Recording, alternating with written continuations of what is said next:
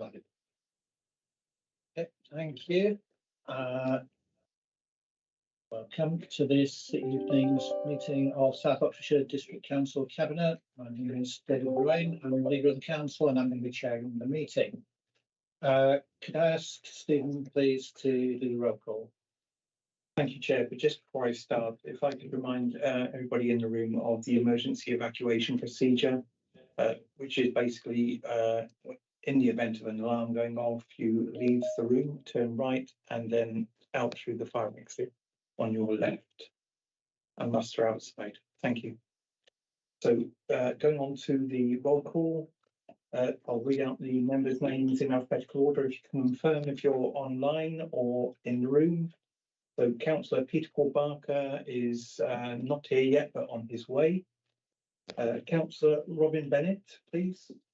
I'm present online. Thank you. Councillor Sue Cooper. Present in the room. Thank you. Councillor Andrea Powell. I'm present in the room.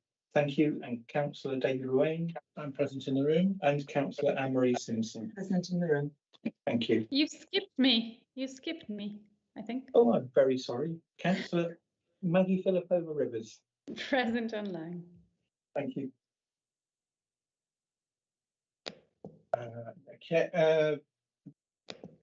Item 2 is declarations of interest. Looking at the agenda, I'm assuming that there aren't any, but if anyone does have any declarations of disclosable pecuniary interests, other registrable interests or non-registrable interests, or any conflicts of interest in respective items on the agenda, could they please declare them? And as usual, if anything occurs to you at the beginning of an item, then please tell us then. Next item is Chair's announcements. And I have something which I would like to read out. I would like us all to take a moment to remember Patrick Aaron, our Head of Legal and Democratic Services, who sadly passed away whilst on holiday on the 27th of November. Patrick joined us just over 2 years ago following our previous Head of Legal and Democratic Services, Margaret Reed's retirement. Those were big shoes to fill, but Patrick did a great job at settling into that role and making it his own. Patrick will be remembered by all of those who worked with him as a strong and reliable Head of Legal and Democratic Services and as monitoring officer. He provided trusted, helpful and sound guidance to members and was valuable to the organisation with regard to his extensive knowledge, understanding and experience of democratic processes. Patrick will also be greatly missed as a valued colleague for his clear vision and good humour. This has been a challenging time for council staff. Only a few days before, Louise Franklin, who worked for the council for 20 years as an invaluable member of the Parks and Technical team, has sadly passed away. Louise had been taken ill health retirement at the end of September this year. With the distressing news of the loss of two valued colleagues in such a short space of time, it's reassuring to know staff are being well supported by our HR team through access to our mental health first aiders via the support available through our employee assistance programme.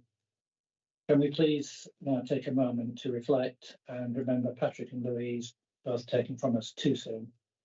Our thoughts and prayers are with the families and friends during this difficult time.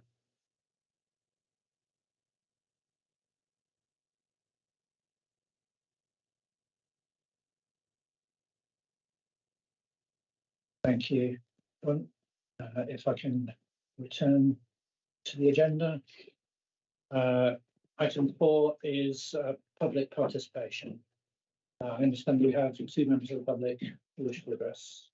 That's correct, Chair. Thank you. The first member of the public registered to speak is Dr. Sue Roberts and will be followed by Professor Richard Harding from the CPRE Oxfordshire. So, Dr. Sue Roberts, you have up to 3 minutes.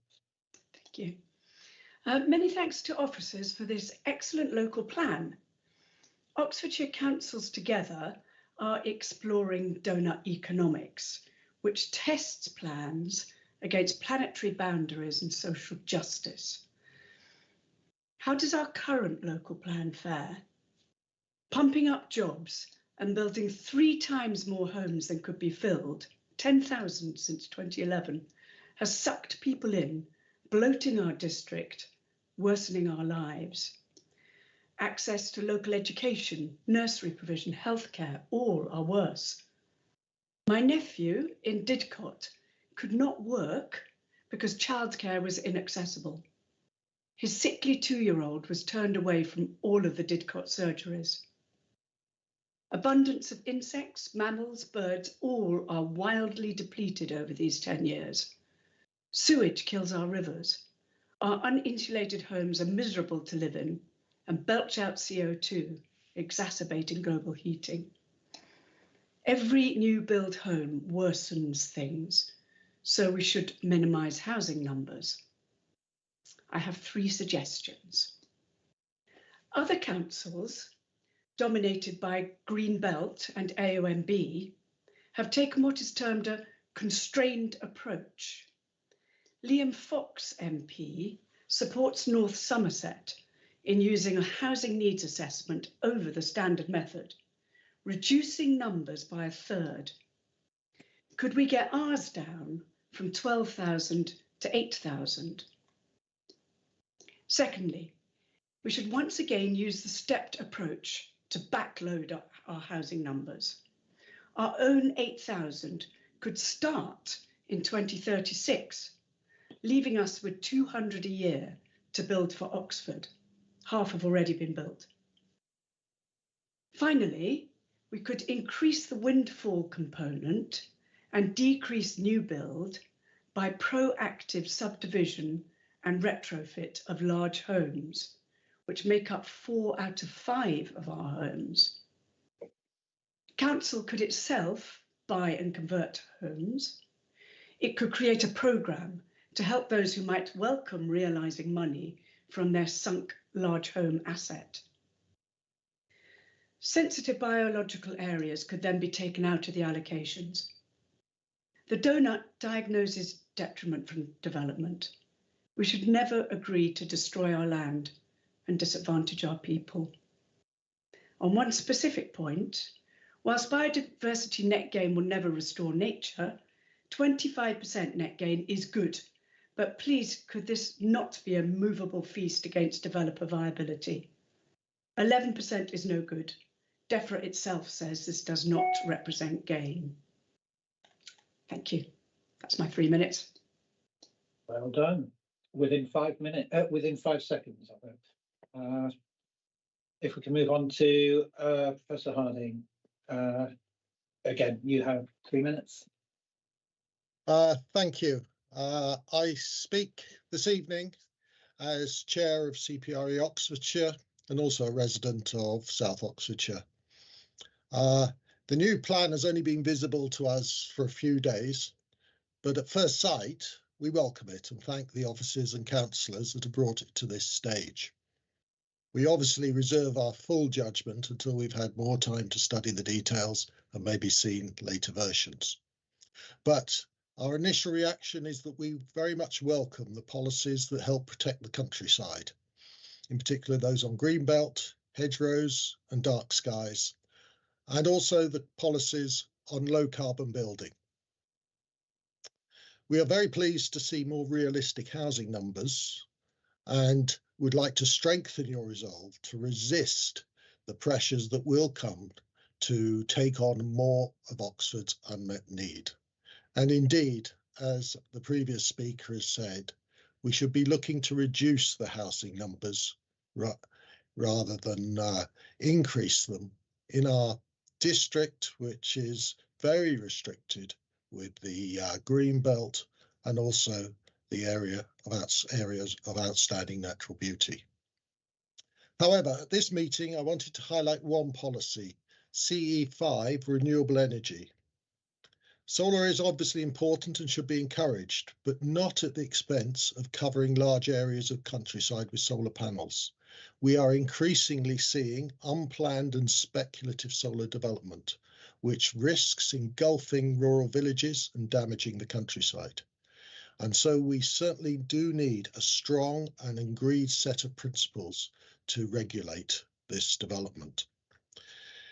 CPRE is convinced that there is more than enough rooftop space in the county to meet the plans laid out in the Pathways to Zero Carbon Oxfordshire, the PASCO report. CE5 is potentially a good policy, but requires clarification. Firstly, and crucially, does the policy really encourage rooftop solar? And does it, as it should, mandate solar panels for all new developments, both domestic and business? Secondly, C5 says that the policy map will be updated to show areas potentially suitable for ground-mounted solar development. Will this policy map be based on district, or probably more realistically, an Oxford-wide land use framework? I'll return to that later. The draft says the policy map will be updated at a next stage. We would like to know when this would happen. Without the policy map, this policy is not very helpful. In fact, indeed, CPRE are asking for the development of a land use framework for Oxfordshire, so that the demands for food production, energy, amenity, development and nature can be discussed and balanced, so we can have a truly proper discussion about this. And so please, last sentence. So please support and strengthen the policies which protect and enhance the unique character and landscape of South Oxfordshire for the benefit of all. Thank you. Thank you. Those both relating to item 6 on our agenda, and I'm sure people will bear them in mind. And we come to that point, which is very soon. Item 5 is recommendations and updates from other committees. I don't believe we have any, do we? That's correct, Chair. We've had no scrutiny, audit or climate committees in the past 3 weeks since your last cabinet meeting.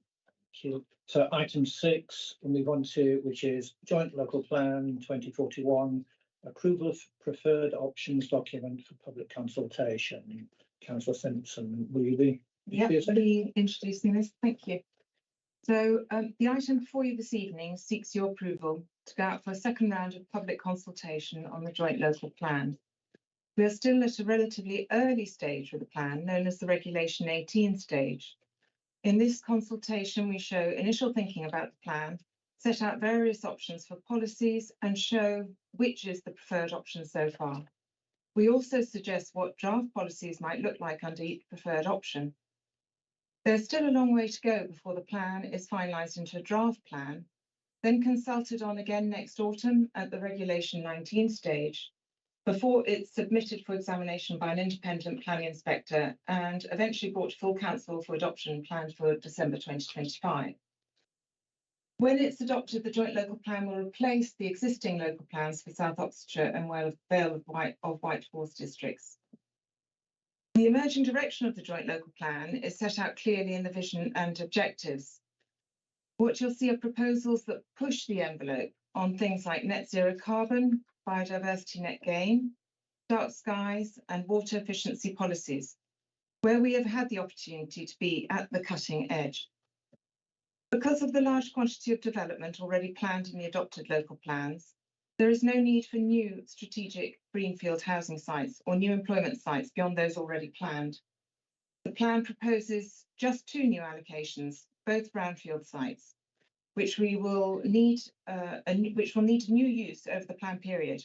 One in south at the former council offices is Cromarsh Gifford, and one in Vale extending the existing allocation at Dalton Barracks Garden Village. It's not only the policies that are innovative, it's how they are presented and conveyed. We were shortlisted for a national award of the first consultation on the Joint Local Plan last summer. And this time the team have gone further again, working closely with the community engagement team to design the consultation to be as engaging and accessible as possible, aiming to reach new audiences. We've innovated by offering the Joint Local Plan in a nutshell, which contains the headlines of the plan, to allow residents to give us their views without the need to go into the detail. There's also an interactive policies map to make it easy to see which policies apply where. As I said, we are still at a relatively early stage of the plan, and there's still plenty of opportunity for refinement once we have consulted and heard the views of the public, developers, parish councils and organisations that are invested or care about the districts. So the recommendation before you is that Cabinet approves the preferred options version of the joint local plan and supporting documents for the next public consultation, which would launch in January and then run for 6 weeks. There is also a recommendation allowing delegation to the head of service in consultation with both South and Vale lead cabinets for the joint local plan to make any necessary amendments to get the plan ready for that consultation. There is a proposed change to the second recommendation to confirm that delegation includes scope to consider comments or suggestions from the Joint Scrutiny Committee prior to the commencement of the consultation period. To be clear, this change is intended to allow due process to be maintained. I hope that's a useful summary, and I'm happy to take any questions and comments. And just before that, I would like to thank officers, planning policy officers, and those involved across various teams to not only work on the plan, but to have brought it to this point. So thank you. Thank you. I should ask if you have a seconder for this. Thank you. Would you like to speak now? Or? Yeah, I'm happy to support the motion and the move to go out to consultation, particularly because of the process. I think that that's my particular interest. Obviously, the content is very important, but I'm particularly focused on the process that we've engaged and have iterated since the previous consultation, which, as Councillor Simpson said, was shortlisted for an award for its innovation and its digital impact. So I think we've really upped our game again on this consultation. I think you'll have seen the website, which is very, very engaging, very, very easy to use, and I think should achieve our objectives of consulting with a much broader range of stakeholders than we've been able to in the past. We know that the usual suspects will want to engage with us and talk to us, but really what we want to hear from is the people who maybe don't often interact with us quite so frequently, and for whom these are really important issues, actually. And I think they've been presented in a very, very accessible way.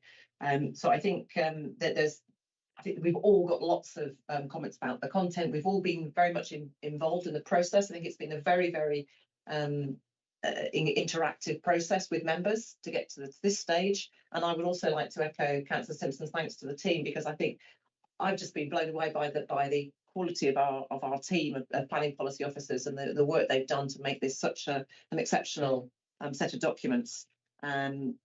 So yeah, I mean, I think that we're at a good stage now, ready to go out. It's exciting to see how the public and how other stakeholders will engage with it, and excited to see what sort of responses we'll get. So thank you.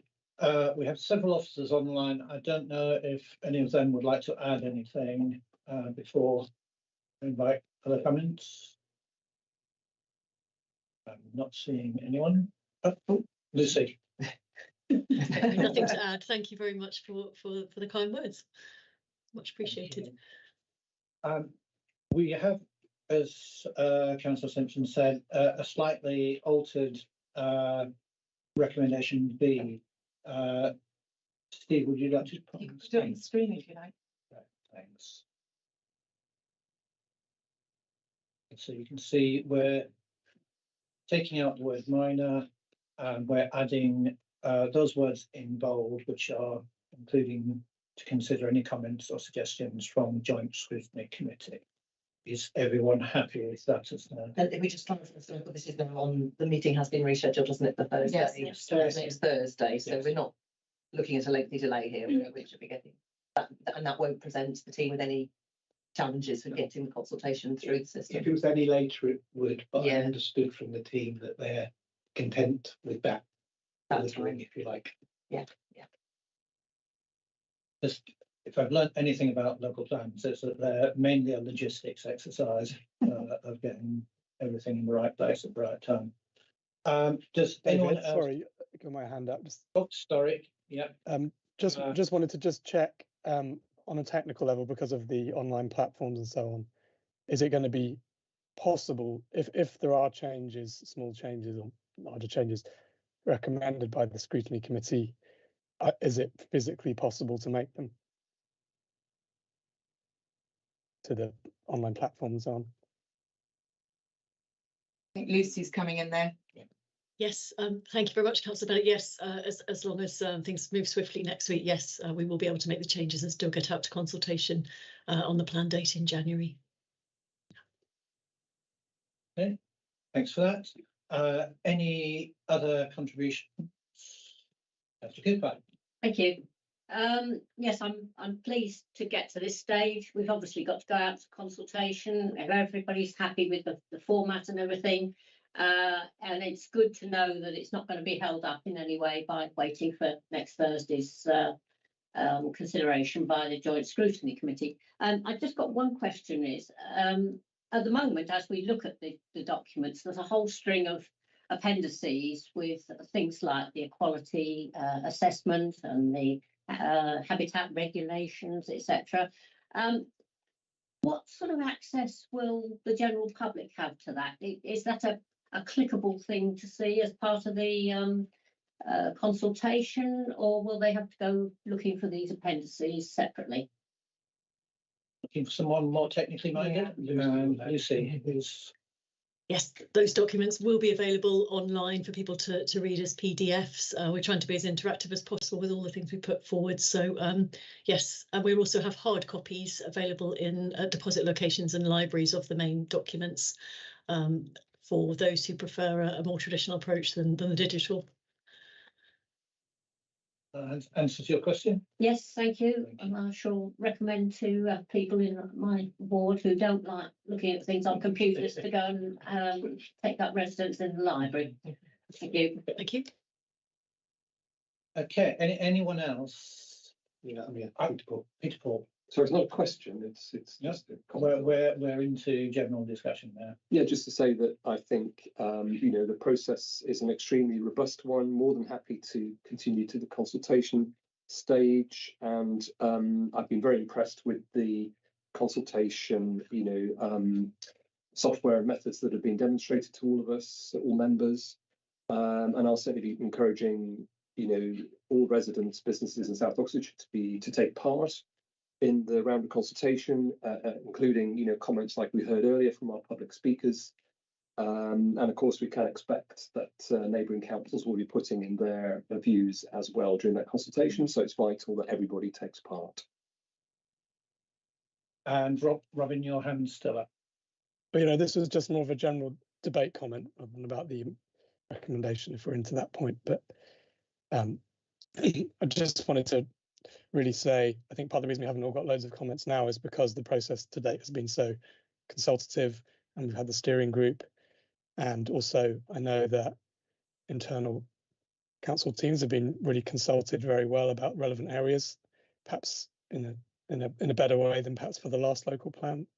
So I'd really like to thank all the officers who are on the call and Anne-Marie for doing that. And it's one of the reasons for the joint plan, of course, was to embed the policy about Didcot. So it's great to see coherent policies that can cover the whole of Didcot now, including step change to active travel in Didcot. And really pleased to see the affordable housing policies there as well. Only question maybe, I know it'll probably come up at scrutiny, but that question about whether we should have considered a constrained approach, or whether that would have been an option. It might be helpful just to get an answer to that out of the way now. If I'm being officer question. But really happy, really grateful for all the work that's gone to this, and the consultation framework all looks excellent. So thank you. Okay, I think that Andrew has popped up on my screen. Would you like to make a comment on that at this stage, or is it something that we should deal with after the consultation? We can certainly take it into consideration through the consultation responses. The options are presented, you know, our preferred approach along with alternatives, and space for people to present alternatives. I suppose what we would highlight is that exceptional circumstances need to be demonstrated to move away from what we're what's termed the standard method approach, and obviously in our preferred approach we're saying that those don't exist. But obviously it's all presented in the consultation material and for people to comment on.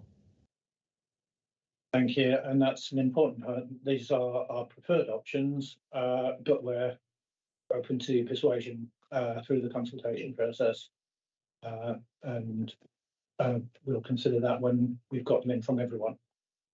Councillor Simpson, would you like to sum up? Yeah, I mean, I'm really pleased that this seems to well, it's ready to go out, and I do think we've been pushing the boundaries. I do think that officers took the steer that we gave as members to push as far as we could, wherever we could, and I think they've done that. So I'm really excited that it's now going out to the public to see what they think and to feed in and to make it even better. So please do encourage all your parish councils and people you know to engage. Thank you. Okay, we have two recommendations. One is to approve this version, and the other is to delegate authority to the head of policy and programmes to make any adjustments as displayed on the screen there.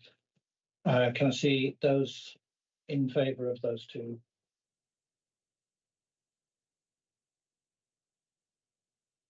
And I think that was everyone. Just to ask if there was anyone against, in case I missed them. Yeah, and anyone abstaining? That was everybody agreed. Thank you. So that is passed. Moving on to item 7, which is car park fees. Councillor Cooper, are you introducing this? Yes, I am. Thank you very much. We have. We do have John Baxter here. Thank you very much. Like to join us all, right. Right. Car park fees and charges for 2024. Background to this, the report is in line with our car park pricing policy, which requires Cabinet to review the car park fees each year, and the aim is for car park income to at least meet the cost of running the car parks. Right, so what are the main issues? You may recall that last year the Cabinet agreed to increase all the fees and permits by 10%, which was introduced in nearly all the car parks on the 4th of April this year.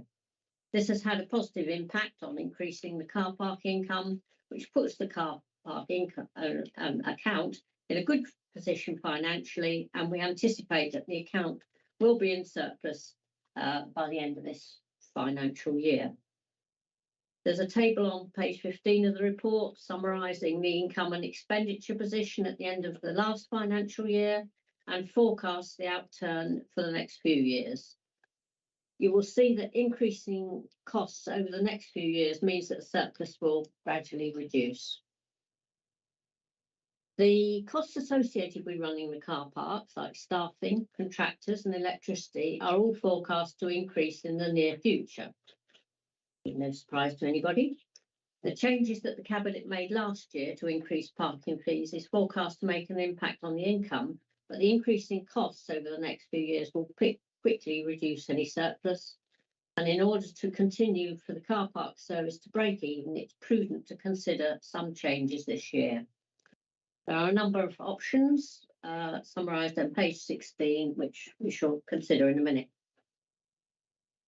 Of those listed, option A is to make no change to the fees, and that would mean that the surplus does obviously reduce each year.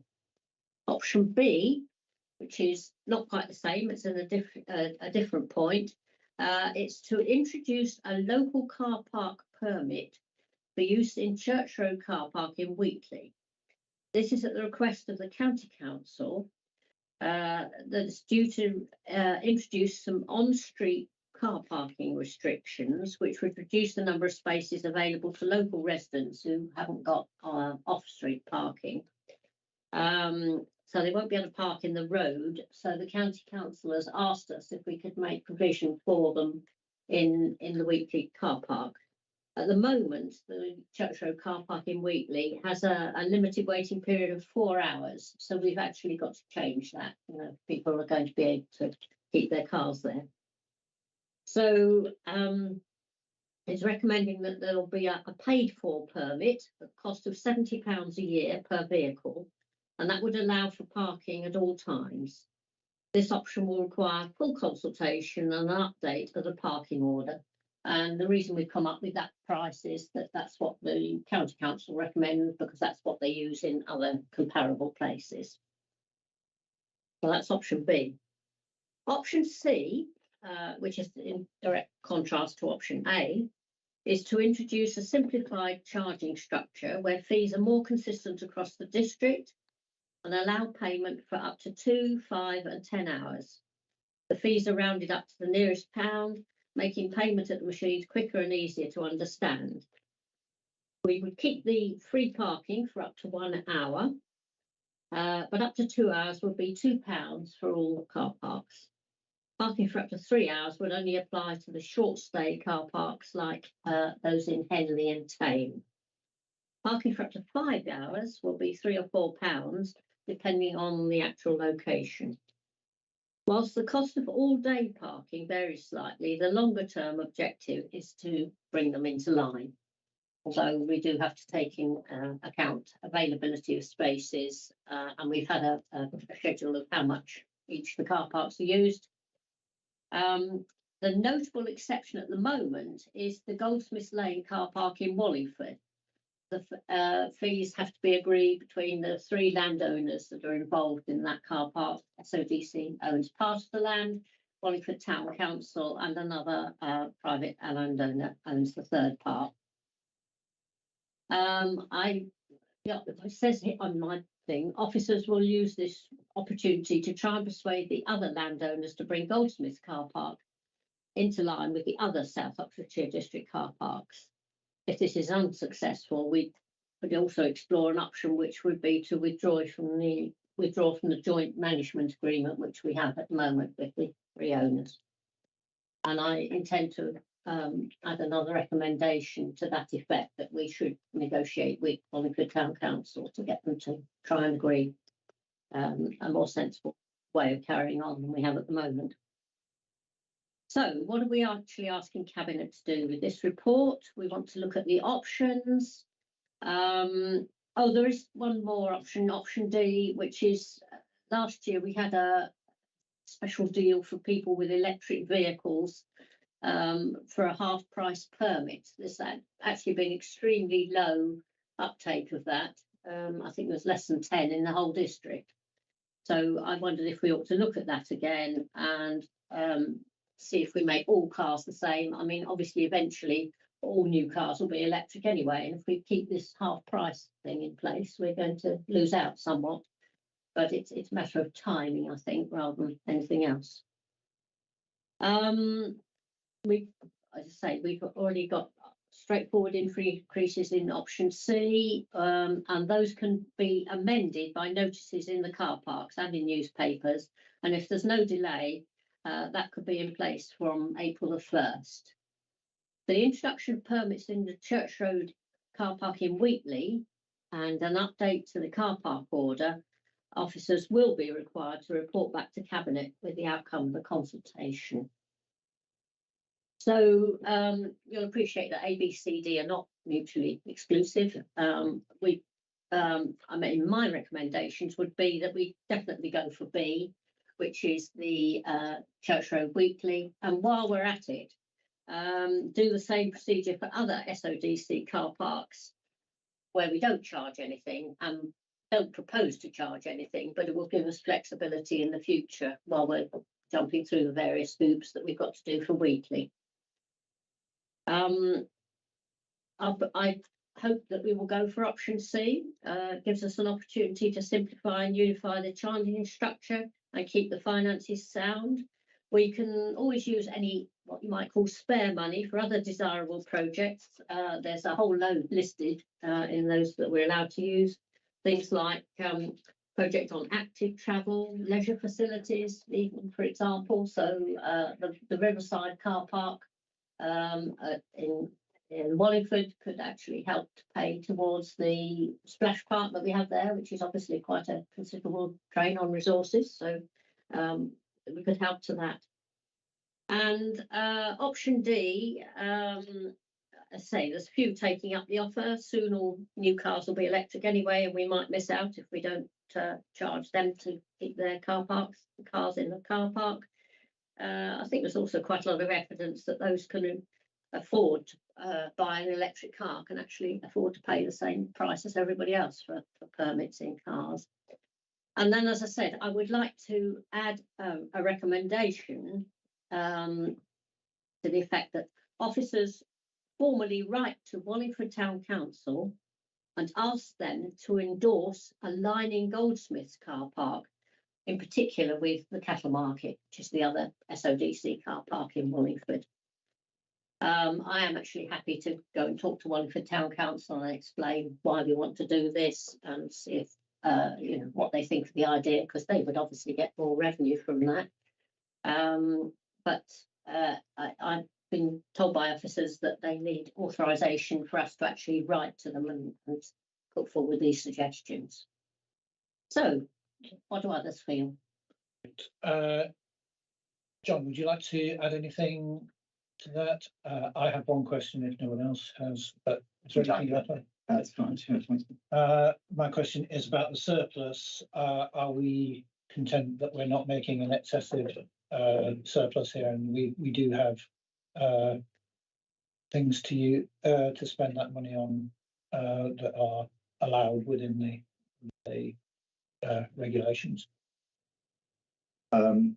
We have plenty of projects in car parks for resurfacing, and as Sus mentioned, the surplus under the legislation can be used for things like spending on the public conveniences, on any leisure facilities, on any other infrastructure, highways, cycle racks, anything like that. So I don't think the increase that is proposed in the options is excessive, given that in only a few years the surplus will come down to just over £6,000. So that seems quite reasonable. And these surpluses are estimates, aren't they? We don't know how many people are going to park in the car parks. So this is your estimate based on previous experience. But as we found during the pandemic, that can change very quickly. Okay, does anyone else have any questions before I take us through the options? I actually, as you were speaking, I had a question about the surplus, and it's just a point of detail and out of my interest. Is the loss or surplus accumulated each year? So is it carried forward from one year to the next, or is it just taken within year? How do we manage? Is it a completely ring-fenced car parking account that has its own sort of processes? It's an accountancy question. Yeah. Well, no, it's a good question. Thank you. The change has been since we introduced civil parking enforcement that the whole rules around any surpluses made has changed. So from the 1st November 2022, when we introduced civil parking enforcement, that legislation means now that we have a ring-fenced account. So it does accumulate each year. And I've talked to someone who is the finance officer to say that next year we will start to, is bank a wrong word?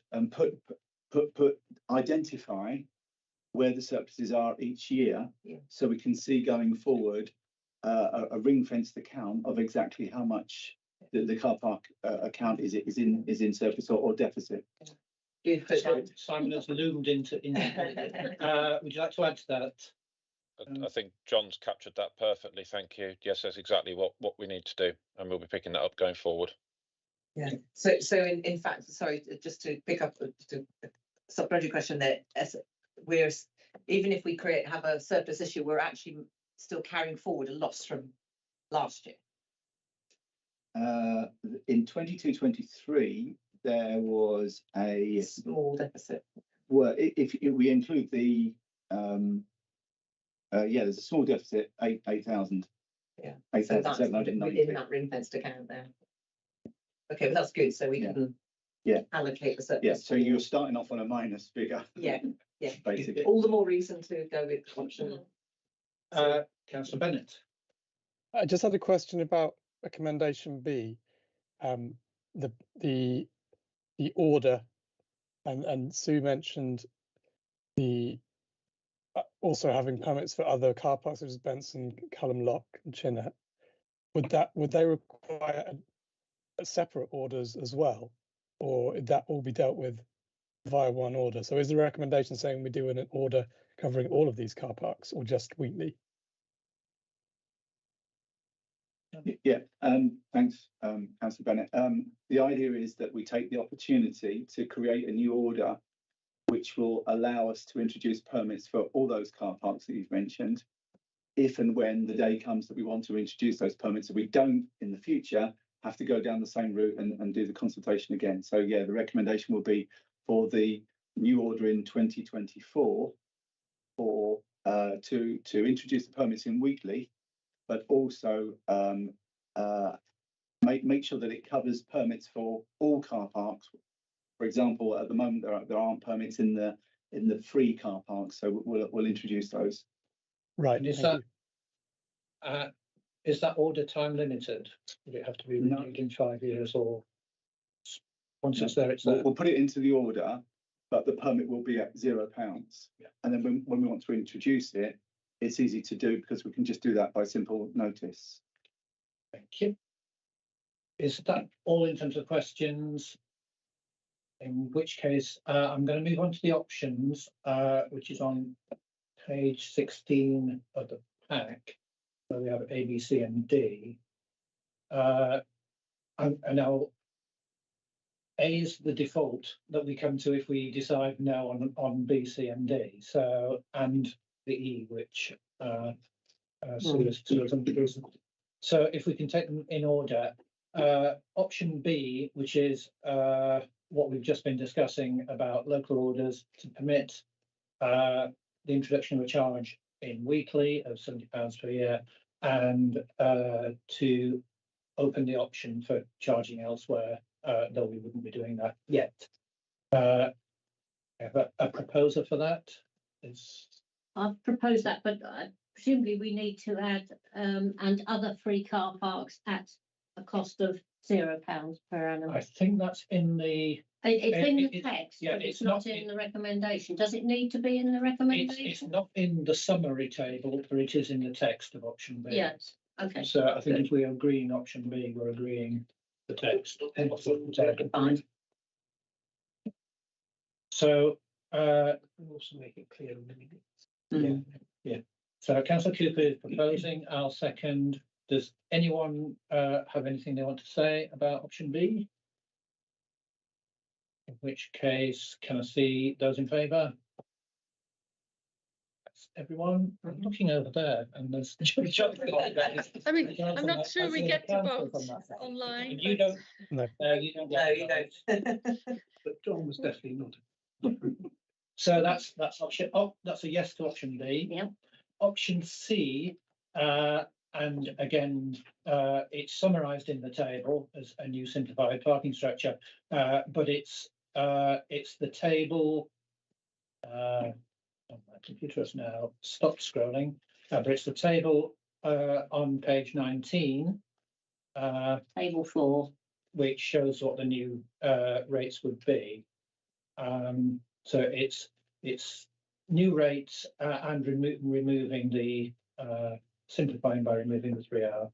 Can I have a proposal for that? I'm happy to propose that again. Councillor Cooper, Councillor Barker seconding. Does anyone have any points they want to make on that?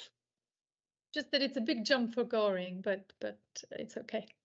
It's a bigger jump than for other places. Additional to put your hand up, but I don't get to vote. You'll be happy to know. Yes, and Steve has a button that can. So can I see those in favour of option C? That's everyone again. Moving to option D, which is to remove the half price permits. I was getting from what you were saying, that you supported. Yes, I was going to propose option D, Uh, that we remove the permits now while the going's good. It was the half Yeah. price thing. I think they not, well, they haven't been used very much, and it's an unnecessary complication for the administration, I think. Robin's got his hand up. Speak on this. Well, I know I don't get a vote, but for me, I think the ecological implications comment about the signal, given that it's cost neutral, was not really generating or losing any money to speak of. I don't see the value in sending out a negative signal, especially as there's interest in a lot of councils about things like emissions-based charging. I'm not saying, and obviously we haven't considered that in this round, but I know that some members are interested in that, and that might come up in the future. So it would seem like a slightly unnecessary step to take. So if I were in the room, I'd probably vote against, but I'm not. So any other comments before I my 2 penny thing? Councillor Powell. Yeah, I think on that one, it is a tricky one, and I completely take the point about, as we move to having more e-vehicles, we don't want to kind of leave money on the table, as it were, if we're not able to take it. But I just think it's very early to change a policy we've only just introduced. I think they've just, from a kind of a signalling point of view, are we in favour of EVs? Are we not in favour of EVs? I think it's a mixed message, and I think to change it at this stage after such a short, introductory period seems to be unnecessary. So I would also not agree with that. I just add that one of the other complications with this is the complaints from people with hybrid vehicles, why they shouldn't be allowed, this reduction, which they're not. So it's only those, and well, we do have one councillor who's quite vociferous on the subject. You can explain to him why not. I mean, the other thing is, if we are going to go down the route of looking at emissions-based parking charges, which I think is premature in this district, and it's quite a lot of extra work to do it. So I'm not saying it shouldn't come, but not at the moment. That is when you can take into account things like this, not by a blanket on permits that just aren't being used anyway. Yeah. I can throw my 2 penny in. I think it is confused messaging. I take the point that Sue's made that at some point we'll remove this because EV will be the norm. But I think having only introduced it last year, to remove it this year does send out the wrong message. I think having introduced it, we've got to at least give it a period to be digested. On the point of vociferous council members, we have vociferous council members on both subjects, and yeah, most of them find their way into my inbox. Yeah, the reason why somebody with a hybrid car can't use it is because it's not an electric vehicle; it's a hybrid vehicle. And yes, we all have our own views on hybrid vehicles, potentially petrol vehicles that then charge themselves up and then don't. Right, Sue has made a proposal, which is that we remove this half price. Do you have a second there? In the room, I would say you don't. Right. So that, I think that automatically falls, doesn't it? So we don't need to vote on it because it was a move to remove something, so it stays. And then it's going to E, which is Goldsmiths Lane, which did you jot down a wording of? You want me to read it again? Councillor Cooper to clarify it. Yeah. Will I read out what I've got again and then compare notes with Steve? Requests that officers formally write to Wallingford Town Council asking them to endorse aligning the charges in Goldsmiths car park with those in the Cattle Market car park. Next question, should it be to both owners because there are two other owners, aren't there? There's the, Yes. there's the town council and another. Yeah. To both. Yep. So it should be to both. Sorry, yes. Wallingford Town Council and the other owner. Okay, and that's your proposal. Yeah. Does anyone, first of all, would anyone like to second that, or does anyone have any question? You're seconding? I think second it. Does anyone have any questions? I do have one question, yeah. actually. So do we know what Wallingford Town Council's position is on this at the moment? Are they very adversely for it, against it? Are they for it? Are they neutral? I don't know at the moment. Last year, which was a different town council, they were very much against it. It's a new one, and I think at least one of the local members who I've spoken to about it is more sympathetic to, you know, where we're coming from. And I'm not. I think Wallingford. That's why I'm really quite keen to go and talk to Wallingford Town Council so that they realise the ramifications of what they're doing, because they actually need us in terms of being able to access their part of the car park. And you know, we've sort of put up with them being different for however many years. 3 or 4 now, isn't it, at least? Yeah. So we'll have the opportunity to take. I would say Yes. agreed rather than put up with, but yeah, and yeah, I was going to make the same point that the previous, like us, they had elections in May, and the previous council was opposed, but we don't know what the view of the current council is, as well, to write to them and ask them. Okay, we have a proposer and a seconder. Does anyone else want to speak on this issue? In which case, can I see those in favour? That was everyone.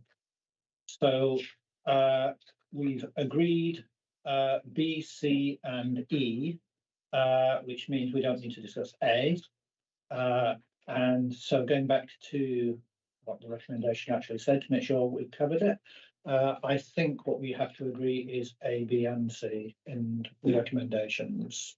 That's the case. Yes. Can I see those in favour of accepting those recommendations? Again, that's everyone. Have we decided not to have the new traffic order? We would have had to swap around with which ones of those we agree. Okay, that is the item on car parks. So we now come to, thanks, John. Thank you. We now move on to recommendations to council, and item 8 is the council tax base. And this is an item of fact, and it's one that we love discussing, and I can already see Councillor Howell. It's a very exciting document. So, can I have, as I say, it's straightforward, so can I have a proposer for it? Councillor Barker, would you like to say anything about it? Yeah, I'll quickly introduce the topic. This is going to go to council, as you've already said, Dodo. And it's a calculation of the council's tax base, broken down, of course, by parish and town, and very fascinating for that reason. We have to notify the tax base to the county council and to the police and crime commissioner by the end of January, as well as the parishes and towns. And the tax base is essentially the total number of dwellings, having taken into account any discounts and exemptions and expressing it as band D equivalents. And in toto, compared to last year, it's a 2.2 increase overall in band D equivalents in tax base, but that's 1.7% increase in dwellings, effectively. 0.5% of that is due to a proposed change in the bad debt provision calculation. In other words, a collection rate of 98.5% rather than 98%, so an increase of 0.5, which reflects what we typically achieve, actually 98.5. And that just means that the budget is more in line with reality on, but no other impact on the budget. So yeah, that's my recommendation that we put that forward to council. Seconder? Al, would you like to speak to it? I'd like to ask a question, if I may. Just again, it's out of personal interest. Trevor may know the answer. He's there, isn't he? It's just obviously in our parishes that are growing quite rapidly, and obviously Benson is one of those. And I see that what this does very nicely is demonstrate the growth in housing levels. Where do we get the figures from to put them in? Is it based on what? Is it based on the, we do that very complicated calculation about the 5-year housing land supply, and that looks at all the delivery of new sites. Is there some kind of correlation there, or I'm just intrigued to know how we get to the number that goes into these reports? Yeah, sure. No, I can answer that one. It's actually a factual position at a snap point in time. So whilst you can make assumptions, we have always kept it factual.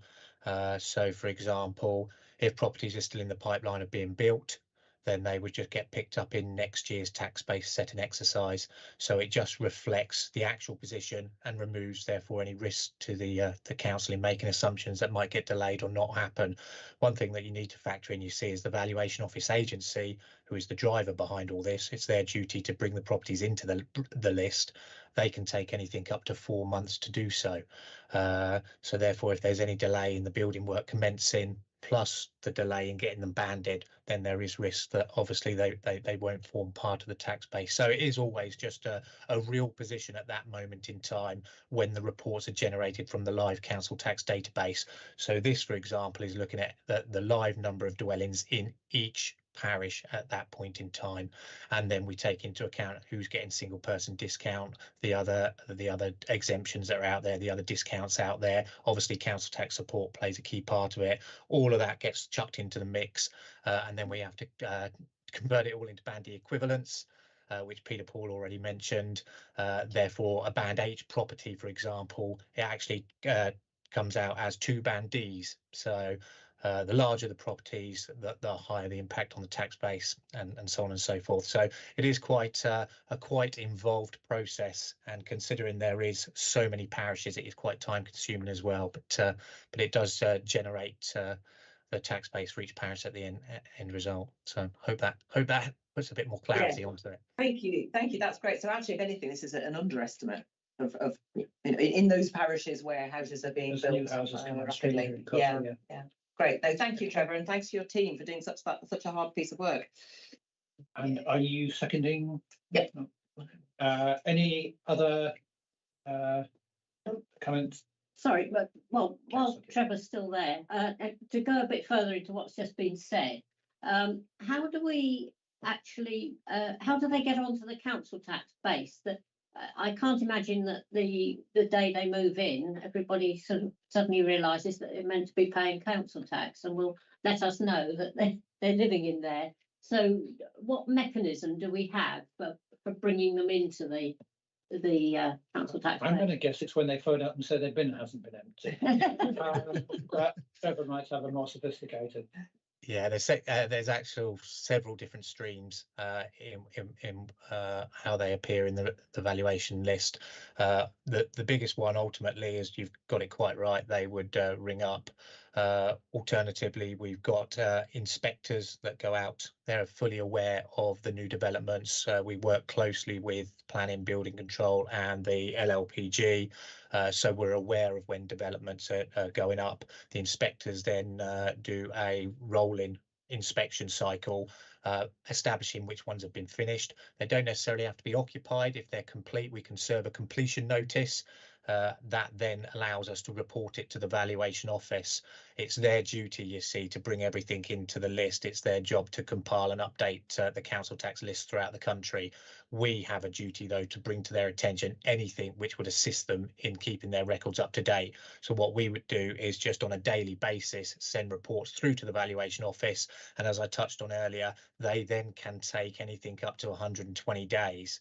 That's what the SLA agreement is. They've got 4 months in which to bring it into the list. Normally, on average, it's about 2 months, so it never normally takes the 4 months, which is what the LSA states. But yeah, that's agents also get in contact with us, previous building contractors. So there's various ways it comes to our attention, but ultimately our duty is just to bring it to the VO's attention as quick as possible, which is why we've got people on foot going out and about inspecting these large developments, picking up on them as quick as possible. but quite often it's the purchasers, the new owners and the people moving in that are quite quick to contact us. After all, they don't want their council tax building up and getting a backdated bill, which can happen. Thank you very much. Okay, drawing a line there. Can I see those in favour of these recommendations? That's everyone. Thank you. And we move on to our final item, which is the council tax reduction scheme. Councillor Barker, see you again. Thank you. Yes. So this again is a recommendation to council, and one of the standard ones which we consider every year, and I'm sure we're all very much in favour of continuing with this council tax reduction scheme. And that's really all that this does. There is a minor change in the scheme, which is one of process, not one of principle, in that the way that SODC works with the DWP has to change, because DWP don't have local offices anymore, and that sharing of data in certain cases has stopped. So it's just a change in the way the process works, but the principle is exactly the same. Do you have a seconder?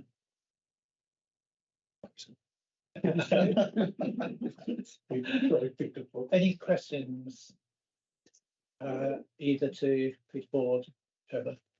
Robin may have one. Oh, Robin's hands up. It's not really a question about the technical recommendation change, but just from everyone's information, as well as council tax bills, what steps do we take currently to make sure people are aware that this is available? And I guess what do we get the take up of it that we expect at the moment? I think that's one for you, Trevor. Yeah, I can jump in there. I mean, our council tax reduction scheme is heavily promoted on our website and also on the bills themselves, on the reverse of the bill. So it actually forms part of the bills that go out to all the households. And in addition to that, we have regular meetings with all the citizens advice agencies and such like. They're fully aware to bring it to anyone's attention. Hot off the press now is the Ukrainians being housed and moving into their own accommodation and being signposted to apply for council tax support where they're not working. So the message is out there.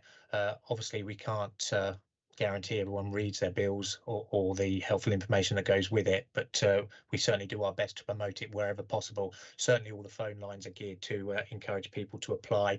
There's a handy calculator on our website, so people who think that they may be entitled to can actually have a little dive in themselves and see. They can plug in their income, their expenditure, and see exactly how it pans out and if they're likely to qualify and if there's any point in making an application.